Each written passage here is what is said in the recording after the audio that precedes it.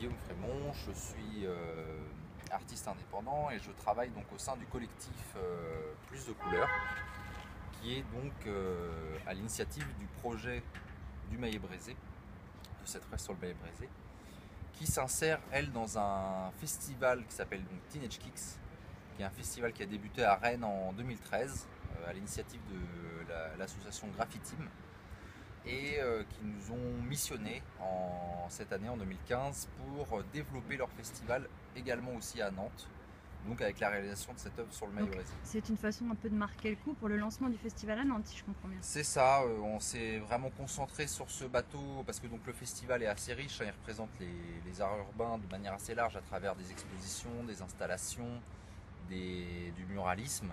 Et donc à Nantes, on s'est vraiment concentré uniquement sur l'œuvre du bateau pour une édition un peu teaser entre guillemets pour lancer cette partie nantaise du festival.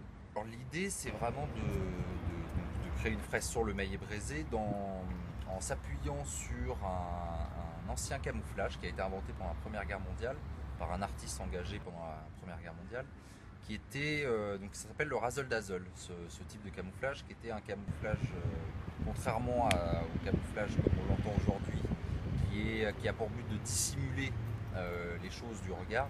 Ce camouflage-là était là plus pour perturber le regard, déformer les perspectives en utilisant des couleurs assez vives afin de tromper les artilleurs ennemis en fait, pour qu'ils échouent leur tir. Donc on s'appuie sur ce fait historique pour monter ce projet de fresque sur le Maillet-Brézé en réinterprétant, donc c'est deux artistes qui vont réinterpréter ce type de camouflage. On a découpé des cartes de pays en fait, des cartes de pays qui sont des pays un peu qui souffrent actuellement, quoi, qui souffrent de guerre, de conflits. Les gestes des pays en guerre ont des conséquences énormes, mais elles sont de plus en plus virtualisées entre guillemets, quoi.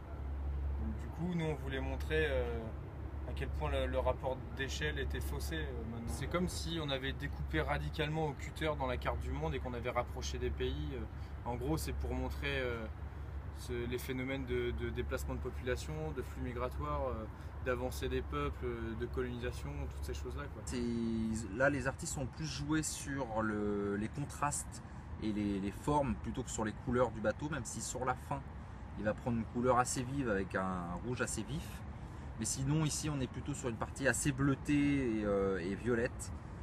Et vraiment avec ce découpage de forme. La technique, elle est assez simple en fait, c'est qu'on a passé une couche de cire sur le bateau, une cire de protection sur laquelle on vient peindre, et tout simplement pour décrocher l'œuvre, on va passer un karcher à l'eau chaude qui va venir faire fondre la cire, emmener la peinture avec elle.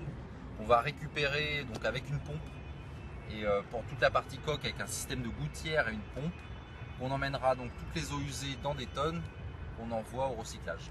Et qu'est-ce que vous pensez alors de ce projet d'artiste? Moi je suis de ceux qui sont absolument d'accord pour avoir fait cette opération.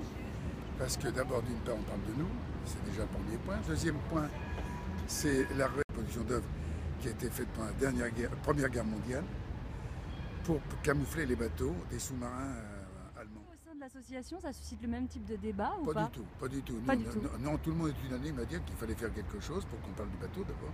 Parce que vous savez, on est un peu les parents pauvres du voyage de Nantes, je vous en dis pas plus. C'est une œuvre qui va disparaître, c'est pas définitif, c'est pour ça que j'ai expliqué à des gens qui m'ont dit ouais c'est un scandale, vous gâchez sa vraie nature en fait. Militaire. Non, pas du tout, d'abord c'est un rappel, et ça on l'a bien expliqué un peu partout, de cette époque de 14-18, et ensuite c'est simplement temporaire. Et après, bien, le bateau reprendra son allure normale, donc il n'y aura plus rien à dire, surtout. Jusqu'à la prochaine fresque? Jusqu'à la prochaine fête. Ce sera une autre occasion de faire une autre peinture, peut-être. Le 17 septembre, il y a l'inauguration, avec la ville de Nantes, bien sûr, et puis les différents partenaires de cette opération. Et puis ensuite, eh bien, les gens pourront visiter l'œuvre, aussi bien de ce côté-ci du bateau que du côté sud-Loire. À l'occasion des Journées du patrimoine. Les Journées du patrimoine en particulier. Et ça restera combien de temps?